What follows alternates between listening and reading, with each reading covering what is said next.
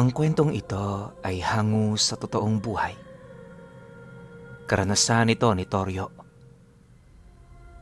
Taong 1965, Ambao, Southern Leyte.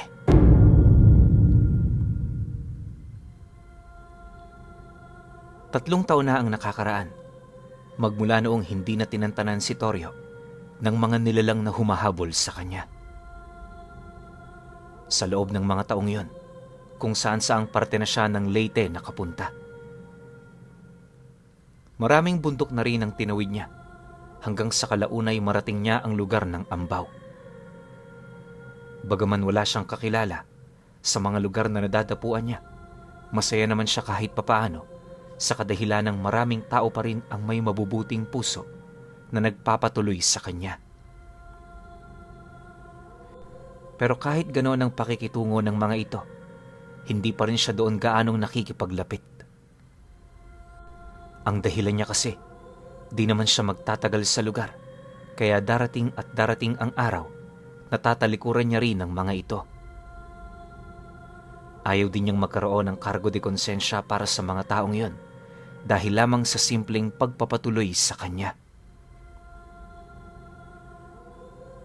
Sa dinami-rami ng pamilyang kumupkup sa kanya, wala ni isa sa mga ito ang pinakialaman ni Torio.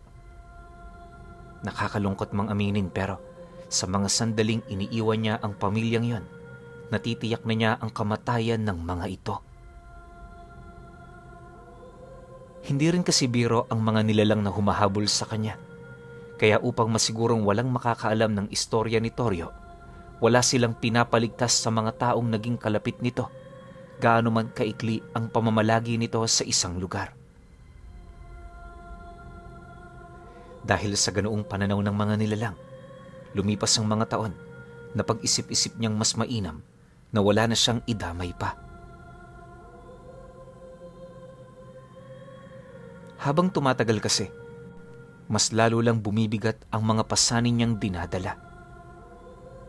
Dahil sa ganoong dahilan, mas pinipili na lamang niyang magpalaboy-laboy sa mga baryong kanyang nararating. Sa isip-isip niya, mas mainam na ganoon ang gawin niya kesa naman makituloy siya sa pamilyang papatayin din naman ng mga humahabol sa kanya. Ang kaso lang, nang marating na niya ang lugar ng Ambao, doon niya nakilala ang matandang si Crisostomo na may 6 na anak. 4 ang babae, tapos 2 naman ang lalaki. Malalaki na ang mga ito.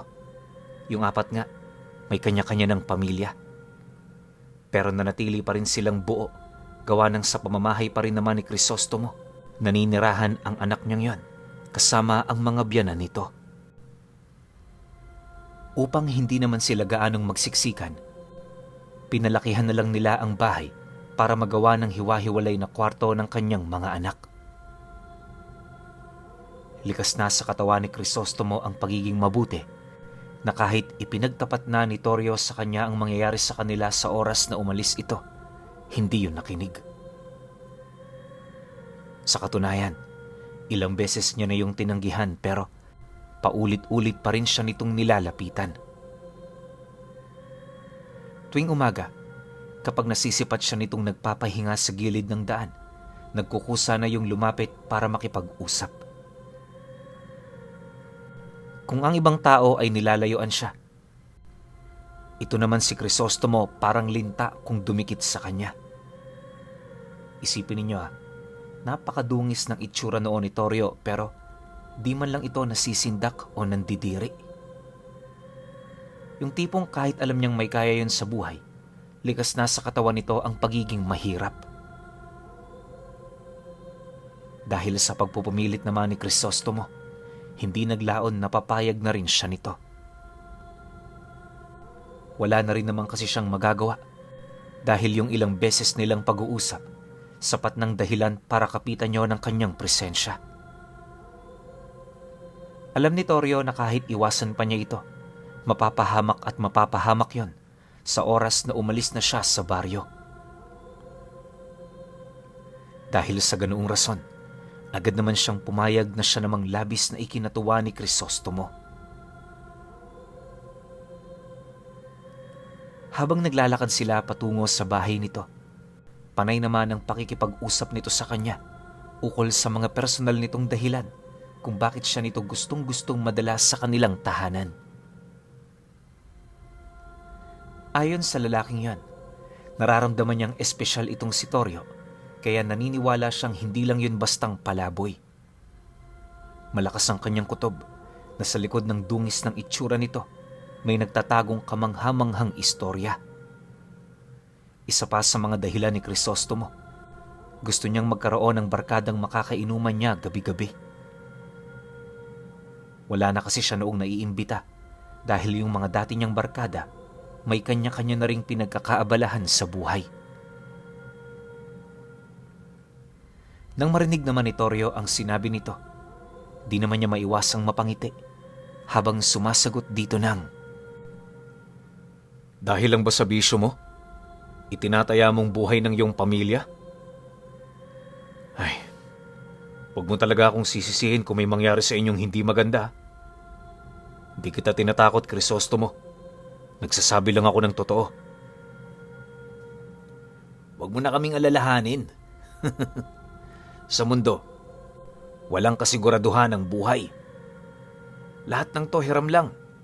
Kaya dapat sigu-segundo sulitin natin. Hindi ako magsisisi na nakilala kita. Alam mo kasi, Torio, likas na sa akin ang kumilatis ng tao. Kapag naramdaman kong magaan ang loob ko sa'yo, sigurado yan, mabait kang tao." Sagot naman ni Crisostomo. Pagdating naman nila sa bahay nito, laking gulat na lamang niya nang madatnan niya ang 3 nitong anak na babae na purong mga buntis. Yung panganay, pangatlong anak na ang ipinagdadalang tao nito, habang yung sumunod naman dito, purong mga panganay. Napansin din niyang napakadaling pasukin ng bahay, kaya sa isip-isip niya, hindi malabong maubos kaagad ito sa oras na magdesisyon siyang lisanin ang lugar na yon. Gayunpaman sa kabila ng kanyang mga nasilayan, pinili niya pa ring huwag magpakita ng kahit na anong kahinaan.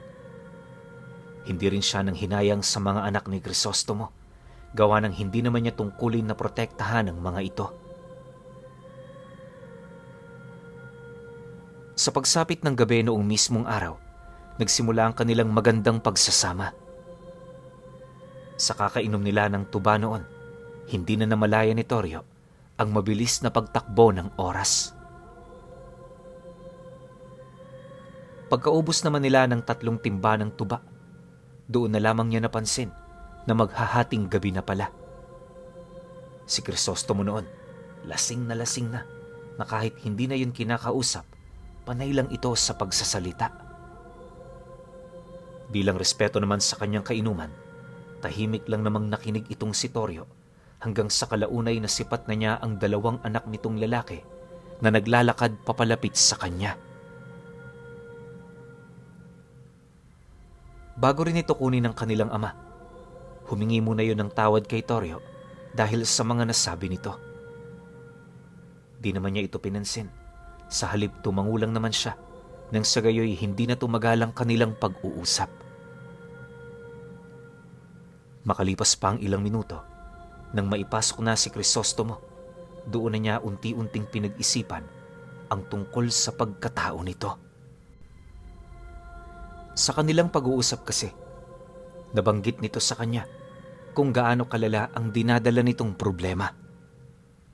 Bukod sa sigalot nitong kinakaharap sa pag-aari nilang lupain, dagdag pasakit din kay Crisostomo ang mga aswang na gabi-gabing dumadalaw sa kanilang tahanan para manmanan ang mga anak nitong nagdadalang tao. Nalaman din niyang naghihikaos din ng mga yung mabuhay sa araw-araw, pero sa kabila nito, nagagawa pa rin nilang maging mapagbigay.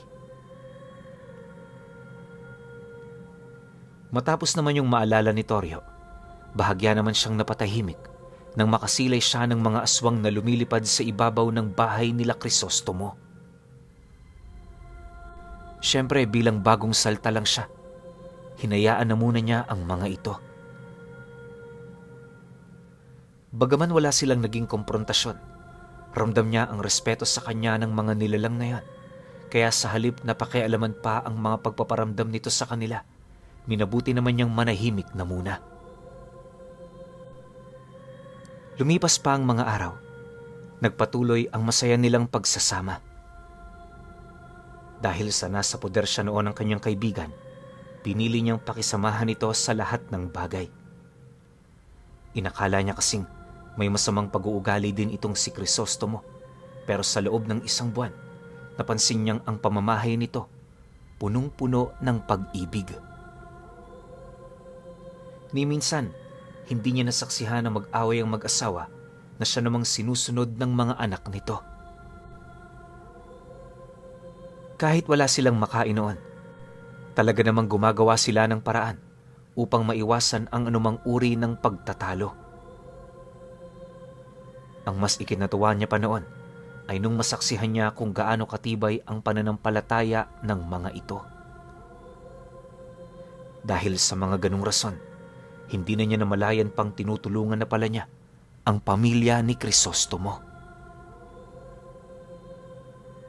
Isang araw, habang gumagapas sila ng palay sa lupain nito, dumating ang mga taong nanggigipit sa pamilyang nagpatuloy sa kanya. Pagdating pa lang nito sa kahon ng palay na kinaroroonan nila, bigla naman itong inihulog ang iilan sa mga uhay na natapos na nilang nabungkos at nagapas. Dahil sa hinug na ang binhi ng mga palay, agad naman yung nagkalat kung saan-saan. Marami ang pumasok sa mga uka ng lupa na siya namang ikinalungkot ng asawa ni Crisostomo. Pagsilay naman sa mga ito ng kanyang kaibigan, pinili na lamang nitong magsawalang imik habang inuutusan ng kanyang mga anak na ibalik ang mga uhay kung saang lugar nila yon inilagay. Ngunit pagbalik naman nila rito, muli itong tinadyakan ng lalaking may dalang armas na siyang naging sanhi upang ikagalit naman yon ng husto ni Torio. Walang sabi-sabi, agad naman siyang umahon sa kahon ng palay, sabay tungo sa kinaroroonan ng lalaking yon.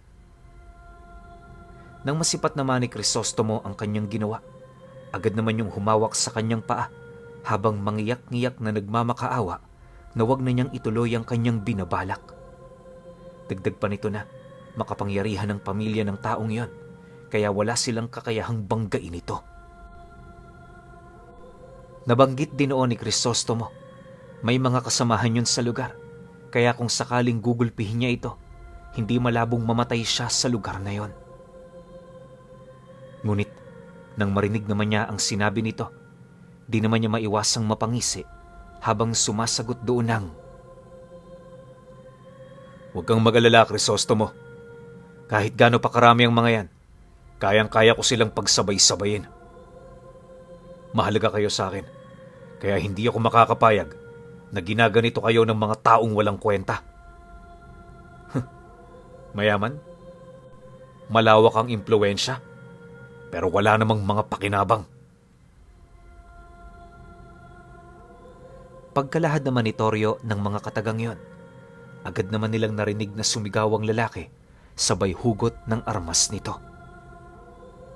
Pagsilay naman niyang nakatutok na yon sa kanya, imbis na lumuhod at magmakaawa, ipinagpatuloy niya ang kanyang paglalakad papalapit sa taong yun.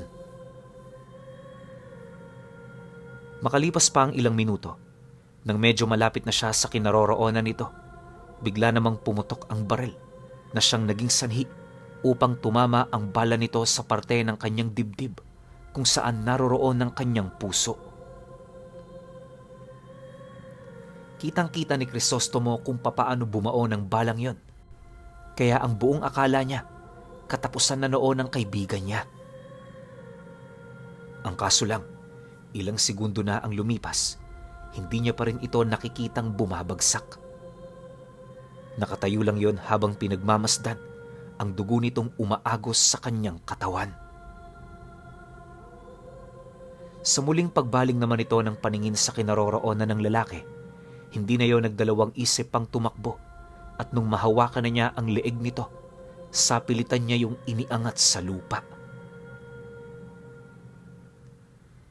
Dahil sa ginawa ni Torio, paulit-ulit naman siyang pinaputukan ng lalaki Ngunit kagaya ng naunang nangyari, hindi nito nagawang pahinain ang kanyang katawan. Dala naman ng sobrang kapangasan nito, agad naman niya yung binalian ng leeg, sabay balibag nito sa lupang pinagtapunan ng mga uhay. Matapos naman niya itong gawin, tumambad sa kanila ang lalaking yon na naghihingalo pa. Di na rin to makapagsalita, kaya nung akmang mawawalan na yun ng buhay, napilitan naman silang umalis sa lugar. Pag-ahon naman ng pamilya ni Crisostomo sa kahon ng palay, agad naman nilang napansin ang tila bang pagkawala ng mga sugat ni Toryo. Maya-maya pa, nang magsimula na silang maglakad papalayo, doon naman nila napag-usapan ang tungkol sa mga nangyari.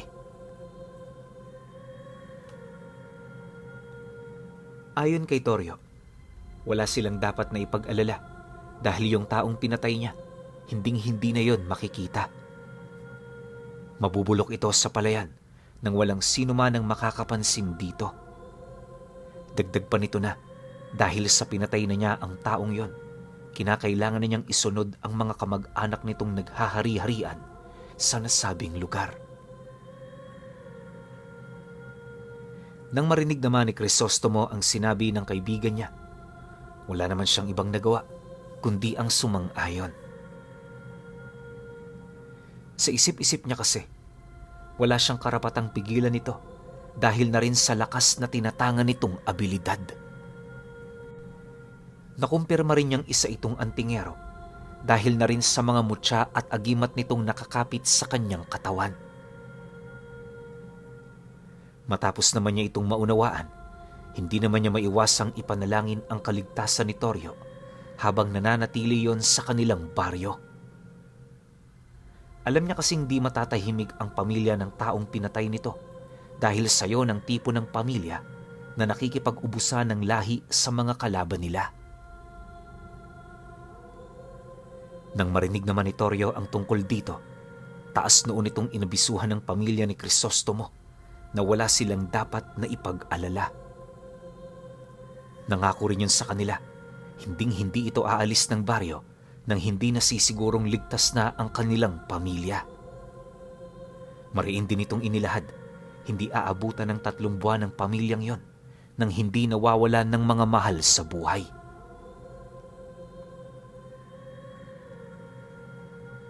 Sa pagsapit naman ng gabi noong mismong araw, isinama niya ang kanyang kaibigan patungo sa labas ng bahay nito.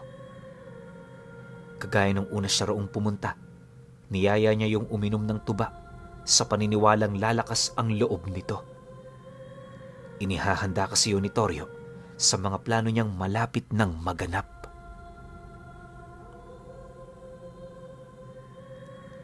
Ilang oras pa ang dumaan, napansin naman niyang napakalalim na ng gabi. Itong si Crisostomo, panay pa ang pakikipagbiroan sa kanya na parabang wala na yung iniintinding ibang bagay. Maya-maya pa, sa hindi malamang dahilan, bigla naman niya itong inabisuhang manahimik at kasabay nito ang pagwika niya rito ng, "Pakiramdaman mo muna ang paligid. Meron akong ibubulgar sa'yo para naman malaman mo ang mga susunod kong plano." Nang marinig naman yon ng kanyang kaibigan, pangisi-ngisi pa yon, dala na rin ng matinding kalasingan. Hindi naglaon, sa kumpas ng kanyang kaliwang kamay, lumapag sa likuran nila ang mga aswang na kanina pang paikot-ikot sa kalangitan. Pagluhod naman ito sa harapan ni Toryo, agad naman siyang napatayo sabay wika ng, "Gagantihan nila tayo kaya mas mainam na unahan ko na sila. Tamang-tama, Crisostomo. Magagamit ko ang mga aswang na umaaligid sa mga anak mo. Heto na sila ngayon. Sila ang uutusan natin para mapasok at maubos ang pamilya ng lalaking yon." Matapos naman niya itong mailahad, isang utos niya lang sa mga nilalang, nagmamadali na yung lumipad patungo sa kinaroroonan ng kanilang kalaban. Sa pagbalik naman ng katahimikan sa paligid, Napansin naman niya ang kaibigan niya na parabang bumalik na ang normal nitong ulirat. Bukod kasi sa tulalang-tulala lang yung nakatitig sa kanya, bakas din sa mukha nito ang matinding pagkagulat at kaba ukol sa mga nangyari. Sa puntong yon, wala nang maisip na paraan itong si Toryo kundi magpakilala sa kaibigan niya. Ito ang kauna-unahang beses na ilalahad niya sa tao ang kanyang pagkakakilanlan, ngunit nasisiguro niya mapagkakatiwala ang lubos si Crisostomo. Walang sabi-sabi, agad naman niyang tinanggalang pang itaas niyang damit na siya namang naging sanhi para tumambad sa mga mata ng kanyang kausap ang iba't ibang uri ng simbolo na nakalimbag sa kanyang balat. Marami rin yung doong napapansing kakaiba, kagaya ng mga malalalim na pilat ni Toryo na matagal nang naghilom sa katawan niya. Matapos naman yung masilayan ni Crisostomo, unti-unti namang nagbago ang ihip ng hangin sa buong paligid. Sa isang iglap, nawala ang kalasingan niya sa alak kung saan napalitan naman ito ng matinding kuryosidad. Hindi naglaon nang makahanap na yon ng pagkakataon. Seryoso naman itong nagwika sa kanya ng, "Toryo, bakit napakalakas ng pintig ng puso mo? Lasing lang ba talaga ako? Pakiramdam ko kasi marami ang pumipintig sa katawan ko eh." Nang marinig naman ni Toryo ang sinabi nito, dahan-dahan naman niyang inilapit ang kanyang bibig sa tenga nito. Sabay sagot dito ng, "Hindi ka nagkakamali sa iyong mga naririnig. Tama ka ng hinala, Crisostomo. Hindi lang isa ang puso ko. Yan ang dahilan kung bakit hindi ako namatay kanina. Handa ka na bang malaman ang kabuuan ng aking istorya? Tumahimik ka at pakinggan mo ng maigi ang bawat sasabihin ko. Hindi ko na kasi ito uulitin." Pagkalahad naman niya ng mga katagang yon, direkta naman niyang isiniwalat ang tungkol sa istorya ng buhay niya. Ayon kay Toryo, hindi siya pangkaraniwang tao. Isa siyang uri ng demonyo na may 8 puso. Ang katawang tinatangan niya noon, katuwa ng isang dibinong natalo niya. Yun nga lang, sa halip ng papasama ito, tila bang unti-unti nitong napabago ang kasamaan ng kanyang puso. Marami siyang ginawa para makontrol ang makapangyarihang katawan ng dibino, ngunit dahil sa lalim ng kabanalan nito, hindi niya yon napangibabawan. Sa paglipas ng mga buwan, nagdesisyon siyang kalasin ang kanyang espiritu sa katawan, subalit may kung anong selos sa kanya ang humarang. Dahil dito, dahan-dahan ang nanghina itong si Toryo, hanggang sa mapilitan na siyang takasan ang bihilanting grupong itinatag niya para hanapin ang kanyang sarili.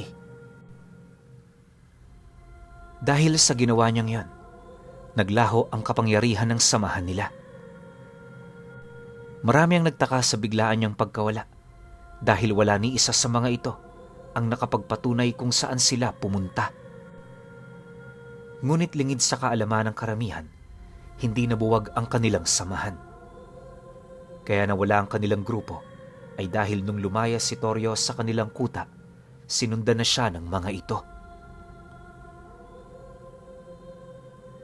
Saan man siya tumungo, hindi siya nito tinantanan sa paniniwalang makakaya pa nila itong maibalik sa dati. Pagtatapat pa niya na, dahil sa pangyayaring yon, naging isa siyang demonyong nakakulong sa katawan ng taong banal. Marami rin siyang hindi kayang gawin, pero sa ngalan ng kabutihan, walang imposible para sa kanya. Lahat ng nilalang, mapapanig ng kaliwa o kanan man, kayang-kaya niyang utusan, depende sa busilak ng kanyang kalooban. Dagdag pa ni Toryo, binigyan ni Crisostomo ng kahulugan ng buhay na tinatamasa nito. Kahit kasi isa siyang masamang demonyo, pinakitaan pa rin siya nito ng kabutihan na siya namang nagbigay daan sa kanya upang tuluyan na siyang magbago.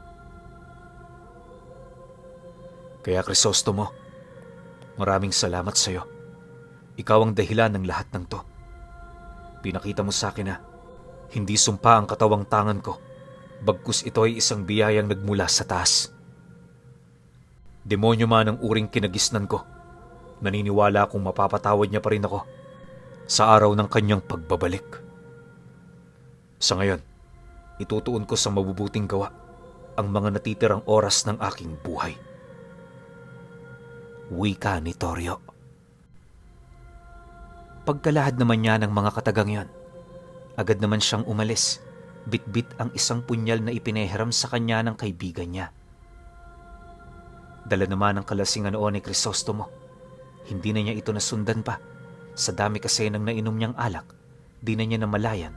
Nakatulog na pala siya sa bangko na inuupuan niya. Habang nagpapahinga naman siya noong mga oras na yon, mabilis naman ang ginawang pagkilos ni Toryo patungo sa pamilya ng mga mayayaman. Pagsilay naman niya sa 2 palapag na bahay nito, nasipat naman niya ang mga aswang na kanyang inutusan na kasalukuyang naghahanap ng daan papasok. Nang mapansin naman niyang napakatibay ng pinto at dingding ng mga bahay, doon na siya nag-ihip ng dasal sa kanyang kamay, at nung maramdaman na niya ang puwersang namumutawi rito, ikinumpas niya yon sa hangin na siyang naging sanhi upang bigla na lamang bumukas ang entradang pinto ng bahay na yon. Pagkalabas naman niya ng pintuan, mabilis namang pumasok sa loob ng bahay ang mga kasama niyang aswang. Maliban sa bata, matanda at babae, lahat ng naroon kanyang inutusan ng buhay. Sinigurado rin niyang hindi maaalala ng mga kamag-anak nito ang mga nangyari upang hindi yun magkaroon ng puot sa kanilang mga sarili.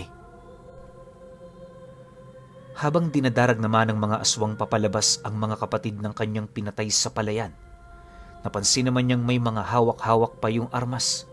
Senyales na makikipagpatayan talaga yun sa kanila. Dahil sa kapangasa ng mga taong yun, nagdesisyon siyang wag yung patayin.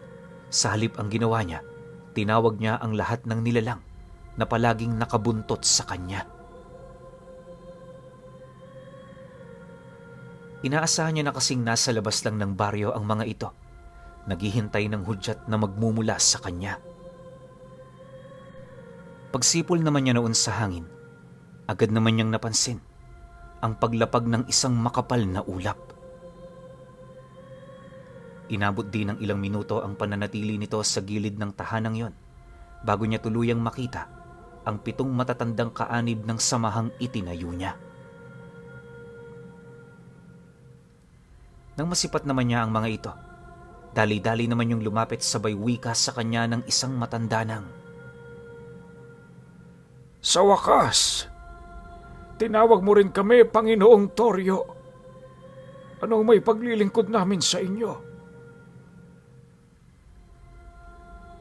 Nang marinig niya ang sinabi nito, agad naman niya itong inutusan na dalhin ng mga kalalakihang nahuli ng mga aswang. Pahihirapan nila yon ng 1 taon para naman magtanda ito at maunawaan nila ang kanilang pagkakamali. Dagdag pa ni Toryo na pwede nilang gawin ng lahat basta siguraduhin lang nila na hindi yon mamamatay. Nang marinig naman ito ang kanyang sinabi, tumangulang naman ito kasabay ng pagbalot ng ulap sa mga taong nahuli nila. Matapos nun, agad namang naglaho sa kanyang harapan ang kanyang mga kasama. Sa pagbalik ng katahimikan sa paligid, doon na niya sinimulang kunin ang lahat ng bertud na tinatangan ng mga aswang na tumulong sa kanya. Sa halip kasi na kunin niya ang buhay nito, nagdesisyon siyang bawiin na lamang ang tangan nitong mutya, pagpapasalamat sa ginawa nitong pagtulong sa kanya. Magmula noong nangyari ang bagay na yon, mas lalong naging malapit si Toryo sa pamilya ni Crisostomo. Alam ninyo, pinuno, sa dinami-rami ng nilapitang pamilya ni Toryo, sila lang ang maswerteng pamilyang hindi nalipol nung umalis ito. Magpahanggang sa ngayon, kahit matagal nang patay itong si Crisostomo, nananalaytay pa rin sa memorya ng kanyang mga anak ang tungkol sa naging kaibigan ng tatay nila na isang dibinong may 8 puso.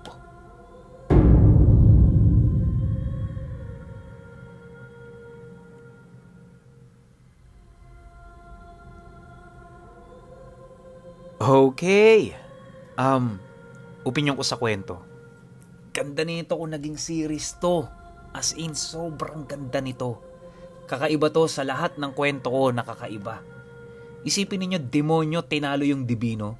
Ang plano lang ng demonyo, sasapi siya sa katawan ng dibino. Pero sobrang talino, tsaka sobrang bait siguro o sobrang banal netong dibino na to. Yung lumipat siya sa katawan ng dibino, napako na siya. Di na siya nakawala. Oo, natalo mo ko. Tas alam ng dibino na ililipat yung espiritu sa kanya. Kasi nga, wala namang physical na katawan tong mga demonyo, di ba? Spiritual lang to. Alam yun ng dibino. So siguro, nung last minute na alam niyang mamamatay na siya, gumawa na siya ng kung ano-anong ritual o kung ano-anong usal para once na lumipat yung demonyo sa katawan niya, matatrap yun dun. Tapos ending, magiging mabuti yung demonyo.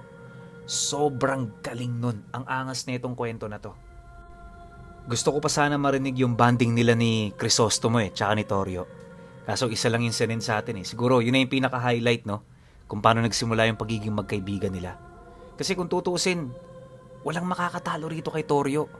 Bukod pa sa dibino na siya, may 8 puso siya, may mga bataan pa siya ng malalakas din na demonyo o aswang. Diba? So ang hirap kalaban nito. Tas hindi na rin siya pwedeng taluhin ng mga dibino kasi gumagawa na siya ng mabuti. 'Di ba? Ang galing, ganda lang sana ng kwento na to kung mahaba to Pero isa lang yung sinend sa atin Kaya kayo, kung may opinion kayo sa kwentong ito, comment nyo lang sa baba. Yun lang. Hanggang sa susunod na kwento. Salamat.